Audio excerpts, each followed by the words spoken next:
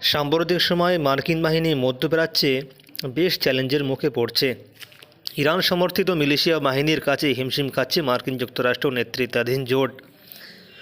লোহিত সাগরে হুতিদের ক্রমবর্ধমান হামলার মধ্যেই ইরাকে আক্রমণের শিকার হচ্ছে দেশটি। এবার জর্ডানে মার্কিন একটি সামরিক ঘাঁটিতে ভয়ঙ্কর ড্রোন হামলা চালিয়েছে ইরাকি রেজিস্ট্যান্স ফোর্স। হামলায় নিহত হয়েছেন 3 মার্কিন বাহিনী এবং 40 জন গুরুতর আহত হয়েছেন বলে জানিয়েছে মার্কিন প্রতিরক্ষা বিভাগ সেন্টকম। সিরিয়া জর্ডান সীমান্তে মার্কিন ঘাঁটিতে হামলার দায় স্বীকার করেছে ইরান সমর্থিত ইরানিয়ান প্রক্সি বাহিনী তথা ইরাকি রেজিস্ট্যান্স ফোর্স। 2020 সালে বাগদাদে ইরানের রেভলিউশনারি গার্ডের তাবড় নেতা জেনারেল কাসেম সুলাইমানি মার্কিন ড্রোন হামলায় নিহত হওয়ার পর থেকে ক্রমবর্ধমান হামলার শিকার হচ্ছে মার্কিন বাহিনী। গত সপ্তাহে ইরাকের আইনুল আসাদ আমেরিকান এয়ারবেসে হামলায় কয়েকজন গুরুতর জখম হয়েছিল।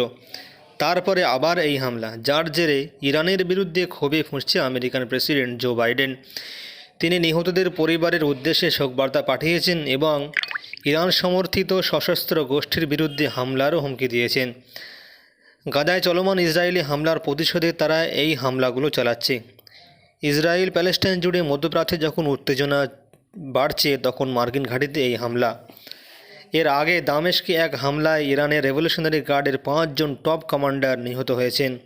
এই হামলার জন্য ইসরায়েলকে দায়ী করেছে ইরান ইসরায়েলকে এর বদলা নেওয়ারও হুমকি দিয়েছে। গত সোমবার সন্ধ্যায় ইরান কুর্দিস্তানে মোসাদের ঘাঁটিতে হামলা চালিয়েছিল।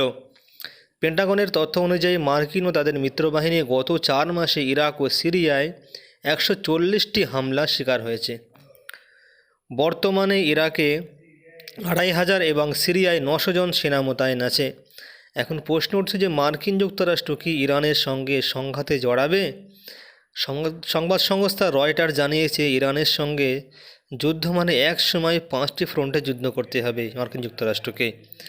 ইয়েমেনে, সিরিয়ায়, ইরাকে, লেবাননে, আর ইরান তো আছেই। সেই সঙ্গে ইরানের কাছে আছে হাজার হাজার ব্যালিস্টিক ক্ষেপণাস্ত্র এবং ইরান খুব শীঘ্রই পরমাণু ক্ষমতাধর দেশ হতে চলেছে। কয়েকদিন আগে ব্রিটিশ সংবাদ মাধ্যম দ্য গার্ডিয়ান জানিয়েছিল যে মধ্যপ্রাচ্যে এখন আর মার্কিন যুক্তরাষ্ট্র সুপার পাওয়ার নয়, বরঞ্চ ইরান।